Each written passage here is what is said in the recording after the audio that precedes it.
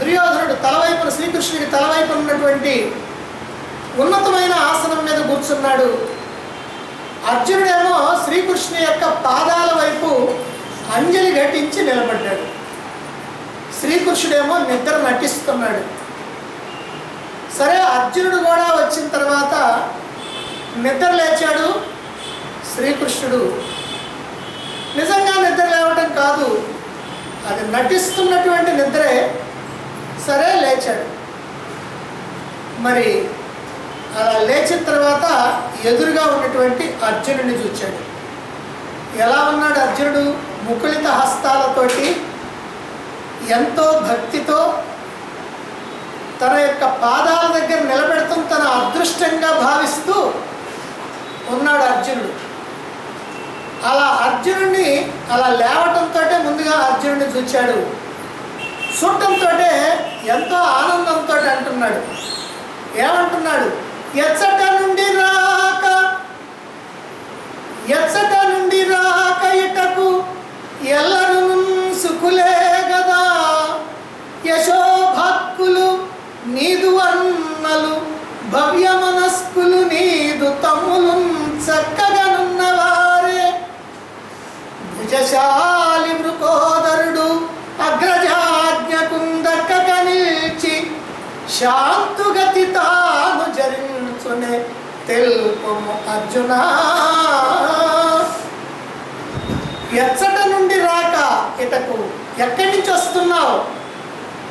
అర్జునుడు అడిగిన ప్రశ్న ఇది. మళ్ళీ దుర్యోధనుడు అడిగే ప్రశ్నలో ఉన్నటువంటి తేడా ఏమిటో కూడా చూద్దాం. ఎక్కడి నుంచి వస్తున్నావు ఇక్కడికి? ఎల్లరూ సుఖులే కదా, అందరు సుఖంగా ఉన్నారు కదా. సాధారణంగా మనం కూడా ఎవరైనా క్షేమ సమాచారాలు విచారించేటప్పుడు మనకి ఎవరైనా ఎక్కడైనా కనపడ్డప్పుడు కూడా క్షేమమా, అందరు బాగున్నారా అని అడుగుతుంది. అలాగే మన ఇంటికి ఎవరైనా వచ్చినా కూడా మన వాళ్ళని అంతా బాగున్నారా అంటారు. వాళ్ళు కూడా అందరు బాగున్నారు కదా, క్షేమమే కదా అంటారు. ఇది సాధారణంగా క్షేమ సమాచారాలు విచారించేటువంటి పద్ధతి. అందుకనే ఇక్కడ కృష్ణుడు కూడా అంటున్నాడు, ఎల్లరూ సుఖులే కదా. ఆ మాట చెప్పిన తర్వాత ఇక ప్రత్యేకంగా ఎవరెవరి సంగతి చెప్తున్నారో చూడండి. యశోభక్కులు నీదు అన్నలు.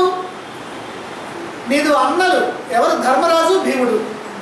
వీళ్ళిద్దరు అర్జునుడికి అన్నలు. యశోభక్కులు వాళ్ళకు విశేషణం చెప్తున్నాడు. అంటే బాగా యశస్సుని సంపాదించిన వాళ్ళు, కీర్తిని సంపాదించినటువంటి వాడు. భవ్య మనస్కులు నీదు తమ్ములు. నీ తమ్ముళ్ళు ఉన్నారు, నకుల సహదేవులు. భవ్య మనస్కులు, మంచి మనసు కలిగినటువంటి వారు. చక్కగానున్నవారే, బాగున్నారు కదా వాళ్ళు కూడా. ఆ తర్వాత ప్రత్యేకంగా ఒక విషయాన్ని అడుగుతున్నాడు ఇక్కడ. తాను అప్పుడప్పుడు కూడా ఈ విషయాన్ని తెలుసుకోవాలనుకుంటా ఉంటాడు. ఏమిటది? భుజశాలి వృకోదరుడు అగ్రజాజ్ఞకుందక్క నిల్చి శాంతుగతి తాను జరించునే. ఈ భీమసేనుడు ఉన్నాడు కదా, మీ అన్న, ఆయన కాస్త కోపపాలు ఎక్కువ కదా. అందుకని అగ్రజాజ్ఞకు ధర్మరాజు యొక్క మాటకి ఎదురు తిరగకుండా శాంతంగా ప్రశాంతంగా ఉంటున్నాడు కదా. ఆ విషయం తెలపోయా అర్జున అంటున్నాడు.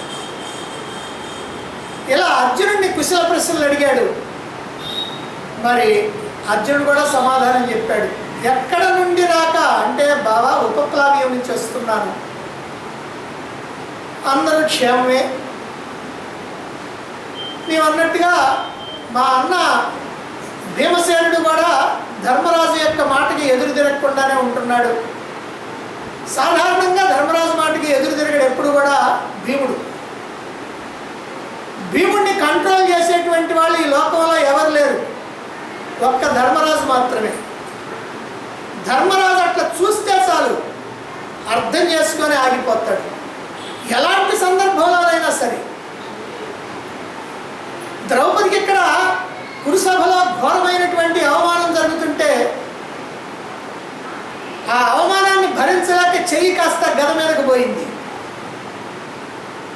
ధర్మరాజు అట్లా చూశాడు, అంటే వద్దని, అంతే, ఆగిపోయాడు. అలాగే కీచకుడు ద్రౌపదిని అవమానించినప్పుడు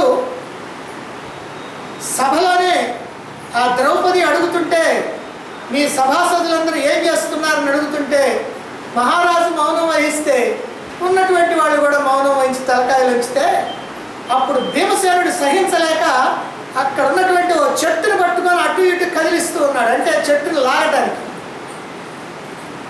అప్పుడు ధర్మరాజు కనిపెట్టాడు, ఓ వలలా వంట కట్టెల కోసం అని చెప్పి 10 మందికి నీడనిచ్చేటువంటి చెట్టుని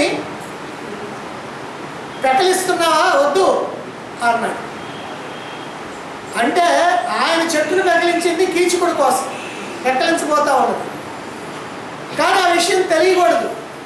అందుకని వంట కట్టెల కోసం, ఎందుకంటే ఈయన వంటలవాడు కాబట్టి వంట కట్టెల కోసమైనా చెట్టును ఏమైనా తీస్తున్నావేమో, వద్దు, పచ్చడి చెట్టుని కాదు, ఎండిపోయినటువంటిది కావాల్సింది అని మాట అన్నాడు. అనేటప్పటికల్లా ఆగిపోయాడు భీమసేనుడు. ఇది భీమసేనుడి యొక్క మనస్తత్వం.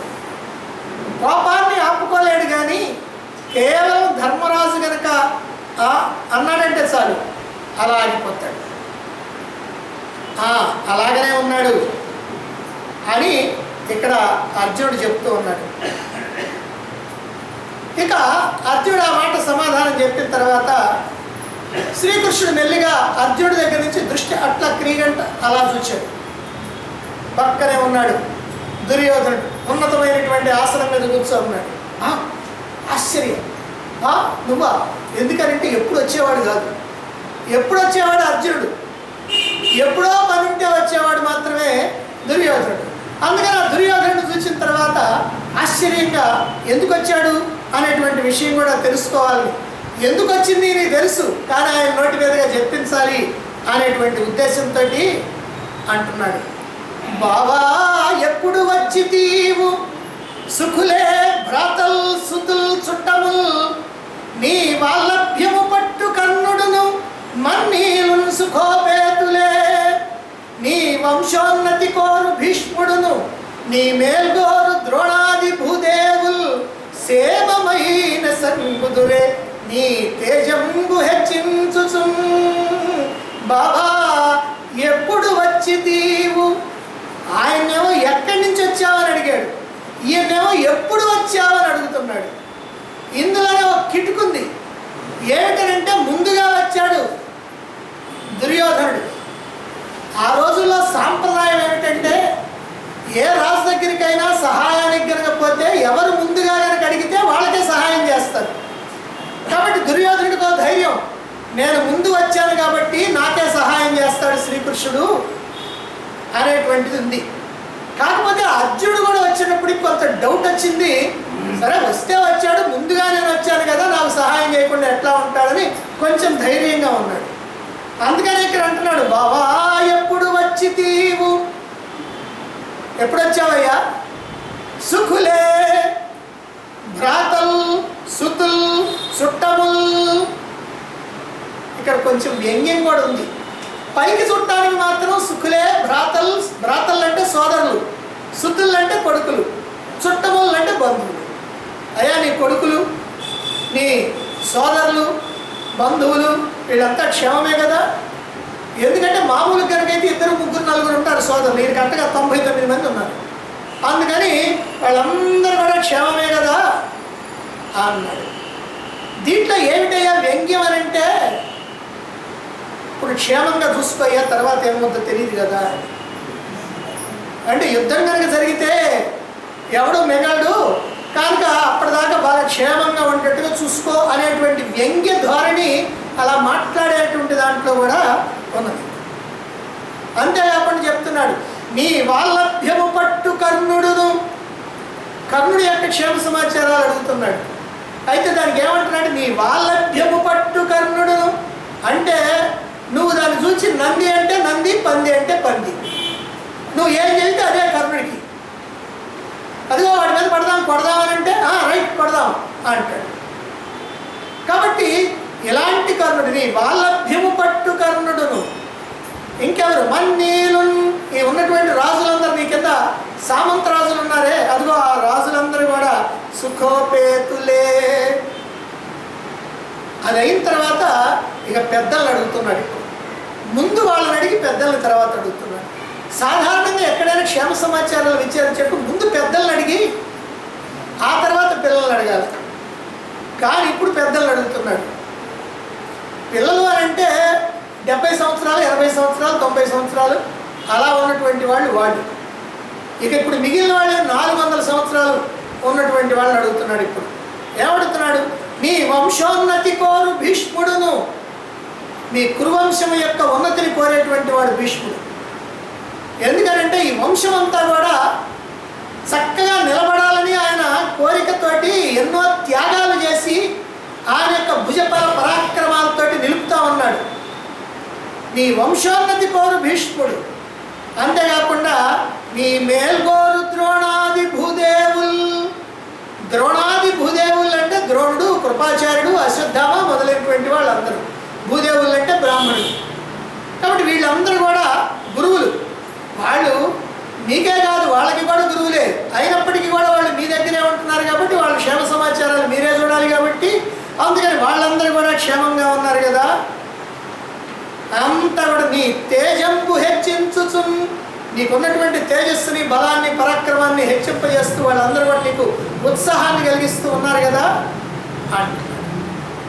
పలకరింపులోనే తేడా.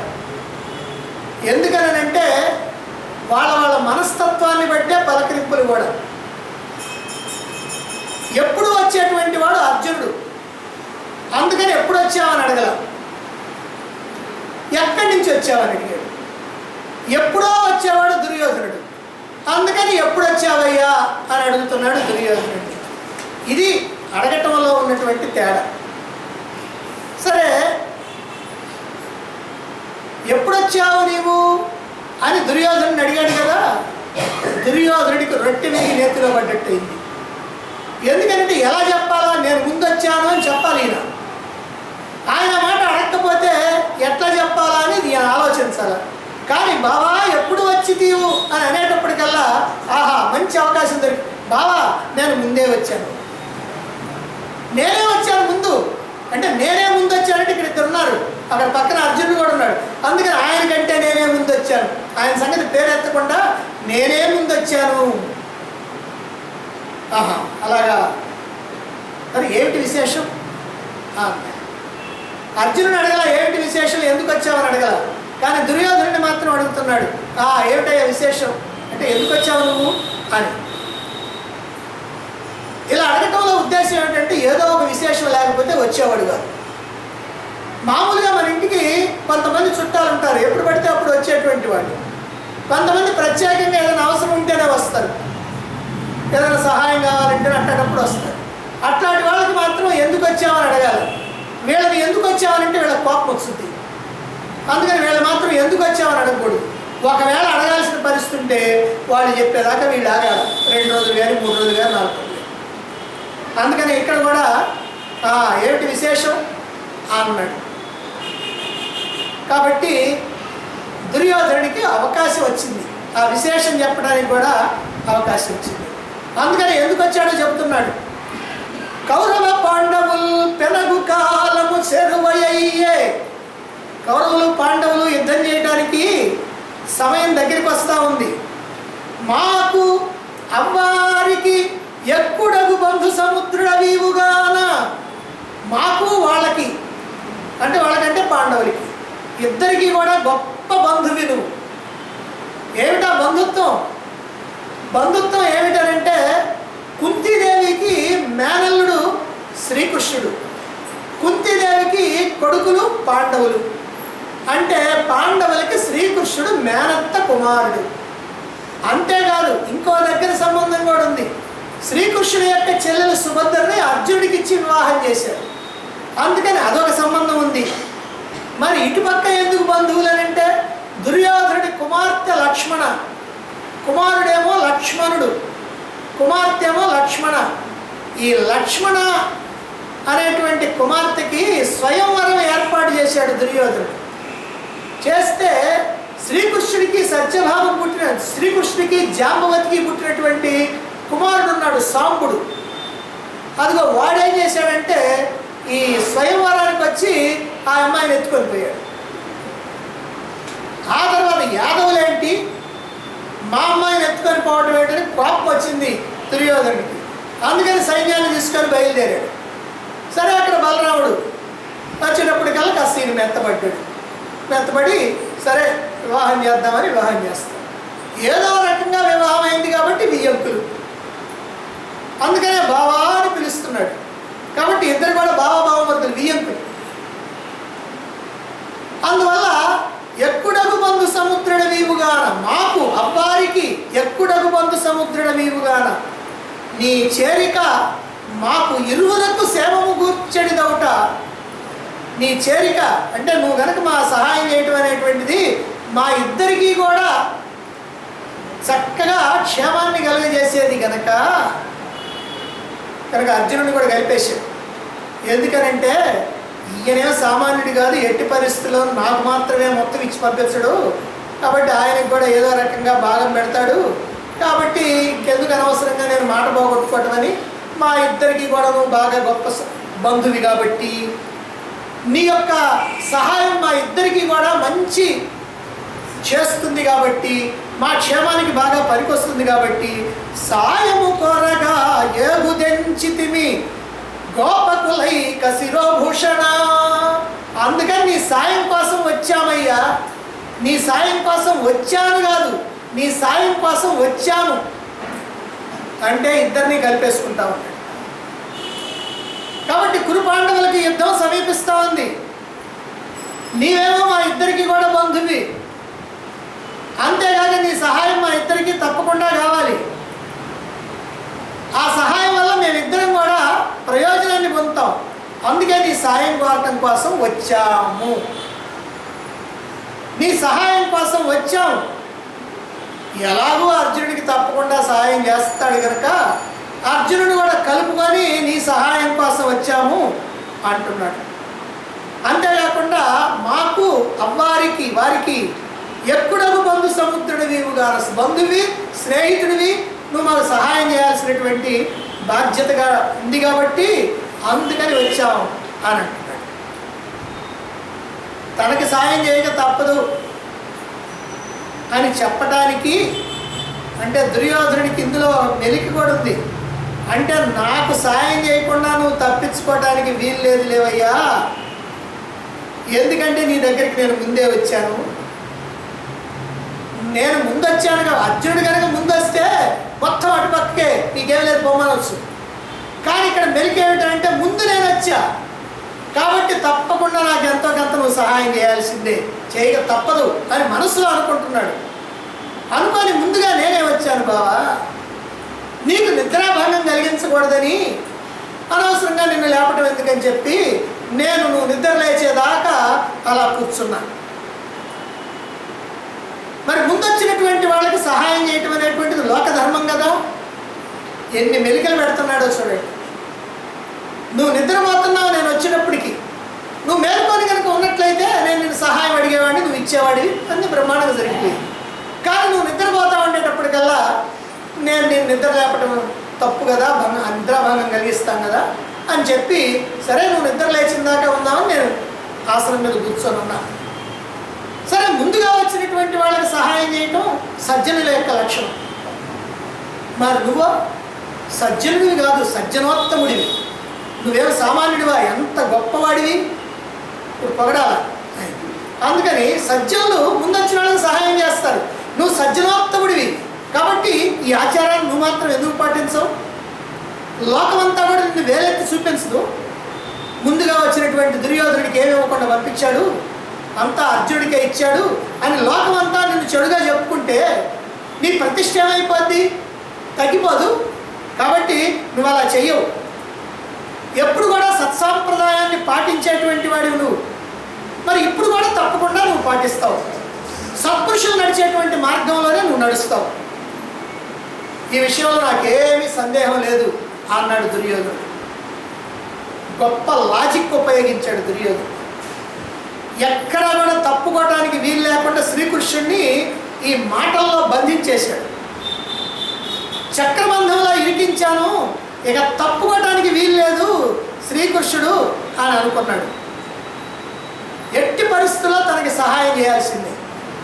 ఎందుకని ముందుగా వచ్చాడు, మరి ముందుగా వచ్చినటువంటి వాడికి సహాయం చేయాలా. రెండవది బంధువు, అవతల వాడు ఎంత బంధువో తాను కూడా అంతే బంధువు, అంతే కావాల్సినటువంటి వాడు. మరి ఇలాంటి సందర్భంలో మరి ఎందుకు సహాయం చేయకుండా ఉంటాడు? పైగా లోక సహజమైనటువంటి రీతి ఒకటి ఉంది కదా, ముందు వచ్చినటువంటి వాళ్ళకి సహాయం చేయటం. కాబట్టి తప్పకుండా నాకు సహాయం చేయాల్సిందే. బాగా ఇరకాటంలో పెట్టేశాను కృష్ణుణ్ణి అని అనుకున్నాడు. అందుకే బావా, నువ్వు సజ్జనుడివి గనక మరి నీ సహాయాన్ని కోరటం కోసం వచ్చాను, నువ్వేం చేస్తావో నీ ఇష్టం. హనుమంతుడి ముందు కుప్పిగంతులా అన్నట్టుగా శ్రీకృష్ణుడి ముందు దుర్యోధను తెలివితేటల. దుర్యోధనుడు ఎంత తెలివితేటలుగా మాట్లాడినా శ్రీకృష్ణుడు ఏం చేయాలనో ఆయనకి బాగానే తెలుసు. ఎందుకనంటే మాటల చమత్కారం శ్రీకృష్ణుడి దగ్గర ఉన్న దాంట్లో 100వ వంతు కూడా దుర్యోధనుడి దగ్గర లేదు. కాబట్టి శ్రీకృష్ణుడిని ఈయనేమి చక్రబంధంలో పెట్టలేడు. కాబట్టి ఆయన దీనికి ఏ రకమైనటువంటి ఉపాయాలు పొందానో ఉపాయాలు పొందుతానే ఉంటాయి. అందుకే ఒక్క క్షణం ఆలోచించలేదు శ్రీకృష్ణుడు. దుర్యోధనుడు ఇన్ని రకాలుగా మాట్లాడితే ఒక్క క్షణం కూడా ఆలోచించకుండా దుర్యోధనుడితో అంటున్నాడు. మొట్టమొదటి విషయం ముందుగా వచ్చానని కాదు, అందుకని అంటున్నాడు, ముందుగా వచ్చి తీవు ముందుగా అర్జును నేను చూచి ముందు నువ్వు వచ్చావయ్యా, బాగానే ఉంది. కానీ నేను ముందు అర్జునుడిని చూశానే. నువ్వు ఎప్పుడు వచ్చింది, మీరిద్దరు ఎప్పుడు వచ్చింది నాకేం తెలియదు. కానీ నేను లేవగా నాకు కనపడ్డాడు అర్జునుడు. అందుకని ముందుగా వచ్చి తీవు ముందుగా అర్జును నేను చూచి బంధువులన్నయంశము అది పాయక నిల్చే. మీరిద్దరు బంధువులే, ఆ విషయంలో మాత్రం నాకేంటో. సహాయము ఇరువురం చెందుట పాడి. ఇప్పుడు సహాయం మీరిద్దరు కూడా పొందాలి, అది న్యాయం.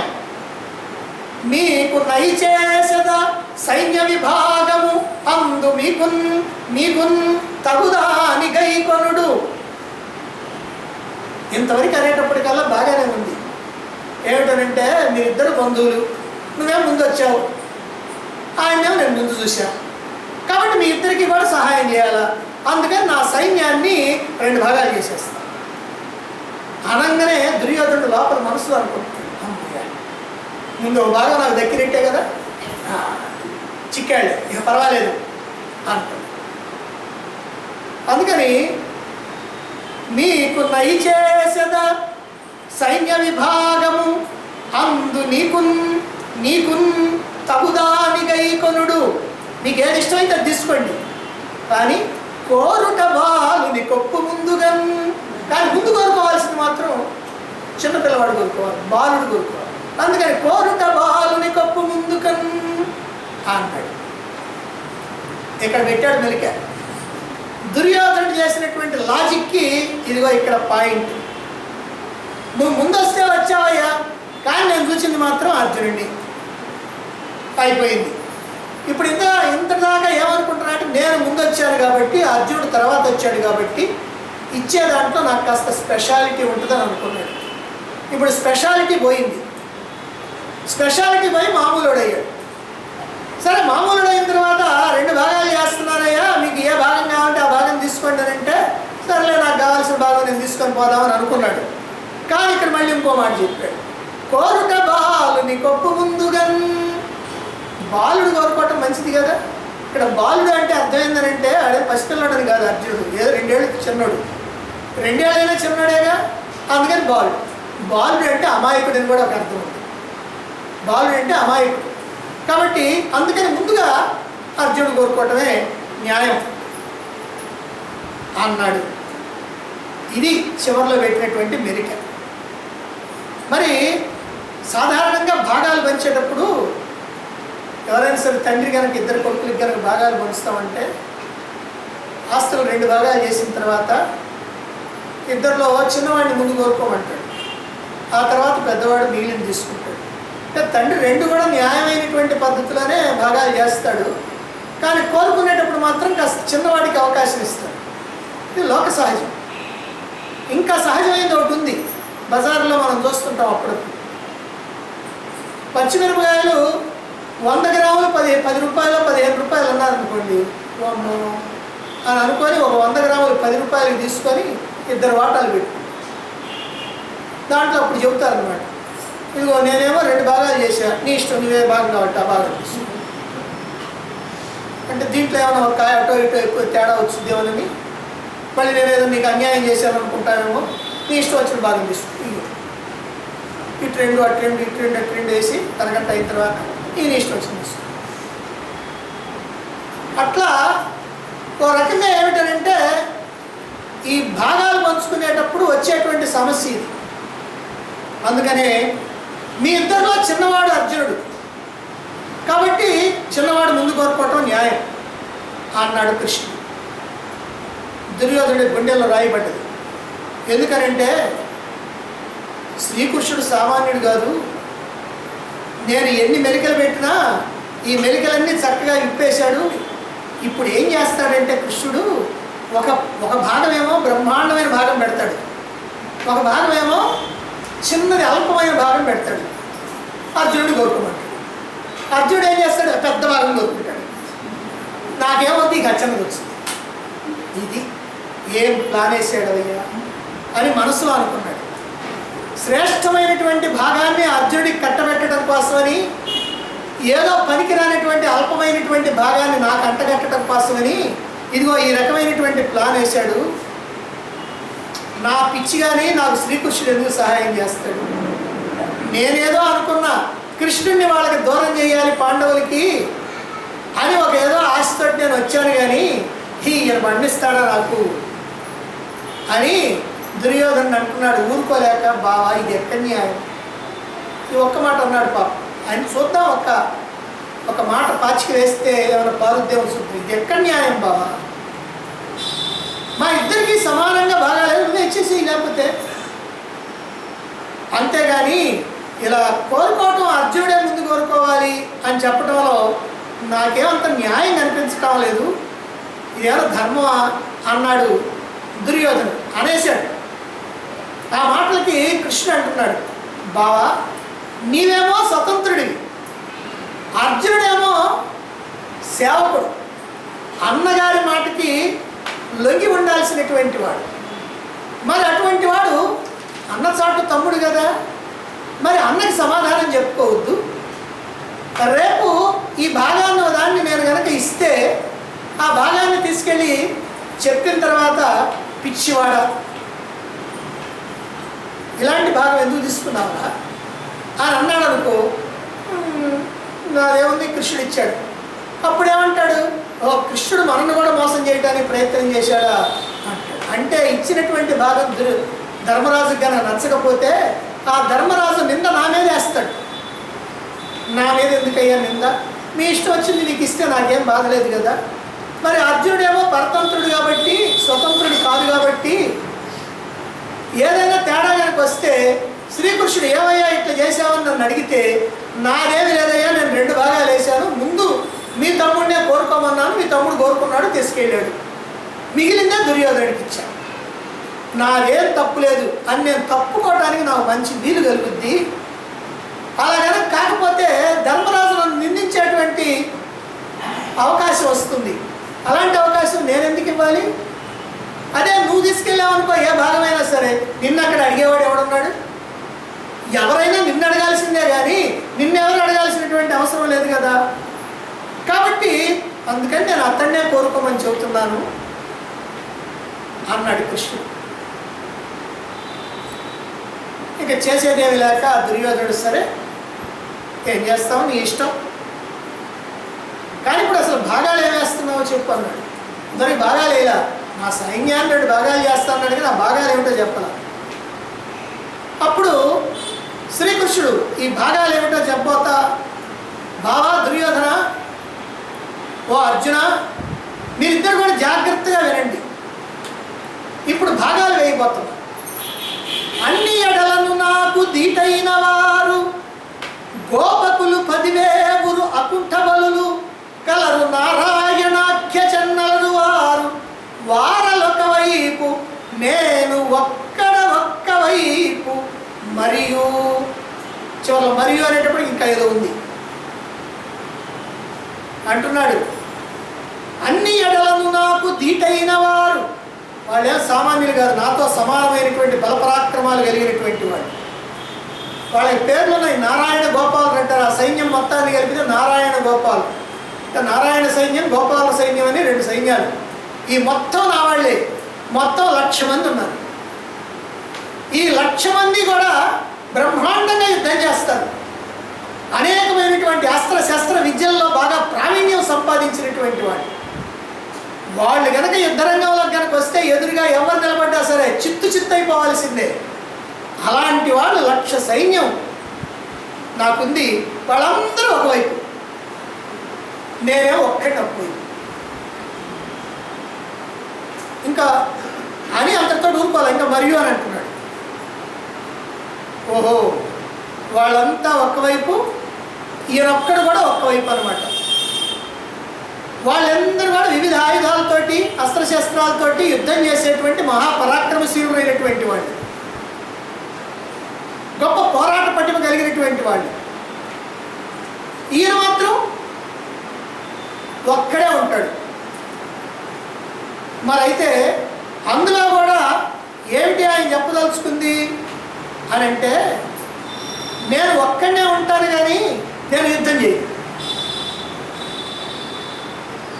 అంటే 1,00,000 మంది ఏమో చక్కగా యుద్ధం చేసేవాళ్ళు ఒకవైపు, నేను ఉంటాను ఒకవైపు, నేను యుద్ధం మాత్రం చేయను. మరి దేనికయ్యా? ఊరికినే కూర్చుంటాను, ఊరికినే సలహాలు ఇస్తుంటా, ఎప్పుడో తోచినప్పుడు సలహాలు ఇస్తూ ఉంటాను, అంతేగాని నేను మాత్రం యుద్ధం చేయను. ఓహో, బ్రహ్మాండమైనటువంటి ప్లాన్ వేసాడు శ్రీకృష్ణుడు. అంటే యుద్ధం చేసేటువంటి 1,00,000 మంది మహావీరాది వీరులైనటువంటి పోరాట పటిమ కలిగినటువంటి సైనికులందరినీ కూడా అర్జునుడికి కట్టబెట్టి ఈయన ఒక్కడు నా దగ్గరికి వచ్చి కూర్చుంటాడు. 3 పూట్ల తిండి పెట్టాలి. ఏం చేస్తాయంటే ఏం లేదు, ఊరికనే కూర్చుంటాడు. అంటే ఈయన నాకు వదలటానికి ఇదిగో ఇది ప్లాన్, బ్రహ్మాండమైనటువంటి ప్లాన్ వేశాడు. ఏం మోసం చేస్తున్నాడు శ్రీకృష్ణుడు. ఈయన ఒక్కడు ఒక్కవైపా యుద్ధం చేయడా? 1,00,000 మంది గోపాలులందరూ కూడా ఒకవైపా, వాళ్ళేమో వివిధమైనటువంటి అస్త్రశస్త్రాలతో చక్కగా యుద్ధం చేసేటువంటి వాళ్ళ. ఈ 2 సమాన భాగాల. ఈ సమాన భాగాల్లో ముందుగా కోరుకునేవాడు అర్జునుడా? అర్జునుడు ఏమన్నా నోట్లో వేలు పెడితే కొరకలేనటువంటి వాడా? ఆయనకేం చేత కదా? అంటే మొత్తం సైన్యాన్ని వాళ్ళకి అప్పచెప్పేసేయాలనేగా ఈయన ప్లాను. నాకేమో యుద్ధం చేయకుండా విగ్రహంలాగా కూర్చునేటువంటి ఈయన్ని నాకు అంటగడుతున్నారు అన్నమాట. ఈయన దేనికి పనికి వస్తాడు? ఇప్పుడు రథంలో కొన్ని ప్రతిమలు పెట్టుకుంటూ ఉంటారు. ఇంట్లో మనం ఎట్టయితే దేవుళ్ళ యొక్క పటాలు ప్రతిమలు పెట్టుకుంటామో, రథంలో కూడా శివుడు, విష్ణువు, ఈ ఇంద్రుడు, అట్లా రకరకాలైనటువంటి దేవతల యొక్క చిత్రపటాలు పెట్టుకుంటారు, లేకపోతే విగ్రహాలు పెట్టుకుంటారు. ఆ విగ్రహాల మధ్యలో ఈయన ఒక విగ్రహం. అంటే తెలియకుండానే వైరభావంతో ఇక్కడ దుర్యోధనుడు చెప్పినటువంటి మాట ఆధ్యాత్మిక రంగంలో ఉన్నాడు తెలుసు. వైరభావంతో అయినా శ్రీకృష్ణుణ్ణి దేవతా విగ్రహాల మధ్యలో ఈయన కూడా ఒక విగ్రహం అన్నాడంటే ఈయన కూడా దేవుడు అని దుర్యోధనుడి నోటి మీద కూడా అనిపించింది. అంటే ఎందుకు పనికిరాని వాడు, ఆ పటాలన్నీ ఎందుకు పనికి వస్తాయి, ఈయన కూడా అంతే ఎందుకు పనికిరాని వాడు అని ఆయన ఉద్దేశం, వైరభావం. కానీ ఆ పటాలన్నీ దేవుళ్ళు కాబట్టి ఆ దేవుళ్ళ మధ్యలోనే ఈయన కూడా కూర్చోబెడుతున్నట్టు ఈయన కూడా దేవుడే అనేటువంటి ఓ భావం. దేనికయ్యా ఈయన నాకెందుకు ఈ కంచి గరుడ సేవ అంటే 3 పూట్ల తిండి పెట్టి మేపితే వచ్చి రథం మీద కూర్చుంటాడు కదలకుండా. నాకెందుకు ఈ కంచి గరుడ సేవ? సాధారణంగా మీరు వింటుంటారు కంచి గరుడ సేవ అంటే కంచిలో గరుడ సేవ చేస్తారు. తెల్లవారులు కూడా పల్లకిని మోయారు. ఇంకోటి ఎవడు రాడు, ఎవడు దొరకడు. ఆ మోసేవాళ్ళు ఆమె భుజాలు నొప్పులు పుట్టేసరి మోయారు. పొరపాటున ఎవడన్నా కనుక కనబడితే నీకు భలే పుణ్యం వస్తుంది, ఇవ్వనయ్యా నాకు ఇక్కడ పని ఉంది, కాఫీ దాకా వస్తాను, నువ్వు ఒకరు ఇది మొయ్యనంటే వాడు పొరపాటున కనుక దాన్ని ఒప్పుకున్నాడంటే ఇక వాడు కనపడ్డాడు. తెల్లారిందాక ఇంతే. ఇది కంచి గరుడ సేవ. ఇప్పుడు యుద్ధరంగంలో యుద్ధం చేయకుండా ఉండేటువంటి ఈ శ్రీకృష్ణుడితో వీటితో నాకేంటయ్యా పని, ఎంత మోసం చేస్తున్నాడు అని అనుకుంటున్నాడు దుర్యోధనుడు. ఆలోచిస్తూ ఉంటే అర్జునుడేమో మహా ఆనందంలో ఉన్నాడు. ఈయన దిగులు ఇది. అర్జునుడి ఆనందానికి ఒక కారణం ఉంది. సరే అర్జునుడు అన్నాడు, బావా నన్ను కోరుకోమంటావా అన్నాడు. కోరుకో, కానీ మరొకసారి జాగ్రత్తగా ఆలోచించు. నేను చెప్పినటువంటి మాటలు నువ్వేమో మర్చిపోతావేమో, అందుకని జాగ్రత్తగా గుర్తుపెట్టుకో. అసలు గుర్తుపెట్టుకోవాల్సినటువంటి విషయం మర్చిపోయామనుకో, తర్వాత పొరపాటు పడితే నేను చేయగలిగింది ఆయుధముంధరింపను అని ఖడ్గముగా ఒక పట్ల ఊరకే సాయము చేయువాడ పెలుచన్నను పిమ్మట ఎగ్గులాడినం దోయిలి యొగ్గుదుం నిజము తొలుత వచించితి కోరికొమ్ము నీకెయ్యది ఇష్టమో కడమ ఈతని పాలకు పాండునందన అంటున్నాడు. ఆయుధము ధరింపనని ఖడ్గముగా ఒక పట్ల ఊరకే సాయము చేయువాడ. ఇది నువ్వు గుర్తుపెట్టుకోవాలి. నేను ఆయుధాన్ని ఏదో సమయం వస్తే పట్టుకుంటాడులే, పట్టుకోక ఎక్కడికి పోతాడో అనుకుంటాయేమో. ఆహా, నేను మాత్రం యుద్ధం చెయ్యంటే చేయను. నిజము తొలుత వచించితి, మొట్టమొదటి చెప్పినటువంటి మాట నిజం. దీంట్లో ఏం అబద్ధం లేదు. నువ్వు ఇంకో ఆలోచన చేయాల్సినటువంటి పని లేదు. ఏ పరిస్థితుల్లో కూడా నేను మాత్రం యుద్ధం చేయను. నువ్వు అనుకోవచ్చు, ఎవరైనా అనుకోవచ్చు, నువ్వైనా దుర్యోధనుడైనా అనుకోవచ్చు, సర్లే మరీ ప్రమాదం వస్తే యుద్ధం రథం మీద కూర్చోబెట్టాం కదా, మరీ అంత ప్రమాదం వస్తే ఇంకే అసలు చక్రవన్న పట్టుకొని అట్ట వదలకపోతాడా అని అనుకుంటారేమో. నేను అసలు యుద్ధం చేయనంటే చేయను, ఊరికి సహాయం చేస్తాను. తర్వాత ఏదైనా నన్ను కనుక అంటే పెలుచన్నను పిమ్మట ఎగ్గులాడినను, ఆ తర్వాత నన్ను ఏమన్నా అన్నా కూడా దోయిలి యొగ్గుదు నాదేమి లేదయ్యా, నా వల్ల కాదు, నేను మాత్రం యుద్ధం చేయను అని దోయిలి యొగ్గుదు నిజము తొలుత వచించితి కోరుకొమ్ము నీకెయ్యది ఇష్టమో, నీకేది ఇష్టమో అది కోరుకో. కడమ మిగిలినటువంటిది ఈతని పాలకు పాండునందన, మిగిలిందేమో ఇదిగో ఈ దుర్యోధనుడికి వచ్చేస్తుంది. రెండేగా భాగాలు, నువ్వు కోరుకుంటే మిగిలింది ఆయనకు వచ్చేస్తుంది. ఎట్టి పరిస్థితుల్లో కూడా శ్రీకృష్ణుడు యుద్ధం చేయడు. రైట్, అర్థమైపోయింది దుర్యోధనుడికి. ఇక ఏ రకమైనటువంటి అనుమానం లేకుండా దుర్యోధనుడికి అర్జునుడికి ఇద్దరికి కలిసి వచ్చేటట్టుగానే చెప్పాడు ఈ మాట. ఇప్పుడు అర్జునుడు మాత్రం ఏమి పొరపాటు పడకుండా సైన్యాన్ని కోరుకోమని, ఓ అర్జున నువ్వు పిచ్చోడివై పొరపాటు నన్ను కోరుకుంటావు, నువ్వు సైన్యాన్నే కోరుకో అని శ్రీకృష్ణుడు మళ్ళీ చెబుతున్నట్టుగా ఉంది దుర్యోధనుడికి. ఎందుకనంటే పొరపాటు పడేమని కోరుకుంటాడేమో. నేను యుద్ధం చేయనంటే చేయను, నేను ఒక్కడినే ఒక్కవైపు ఉంటా, ఊరికే సాయం చేస్తా, ఇది గుర్తుపెట్టుకొని కోరుకో అంటే గుర్తుపెట్టుకో అంటే నన్ను కోరుకోబాకు, అదిగో దాన్ని కోరుకో అని ఈ శ్రీకృష్ణుడి యొక్క అభిప్రాయం అని దుర్యోధనుడు అనుకుంటా ఉన్నాడు. సరే చేసేదేముంది, అందుకని మౌనంగా ఉన్నాడు. దుర్యోధనుడికి చేయగలిగింది ఏమీ లేదు. మరి కోరుకోవాల్సినటువంటి అర్జునుడు ఇప్పుడు సమయం వచ్చేసింది. బాగా కోరుకోమంటావు అన్నాడు. కోరుకో, నేను చెప్పిన విషయాలని బాగా గుర్తుపెట్టుకో. మళ్ళీ చెప్పాడు. సరే కోరుకుంటున్నా అన్నాడు. ఏం కోరుకుంటున్నాడు అర్జునుడు రేపు తెలుసుకున్నాడు.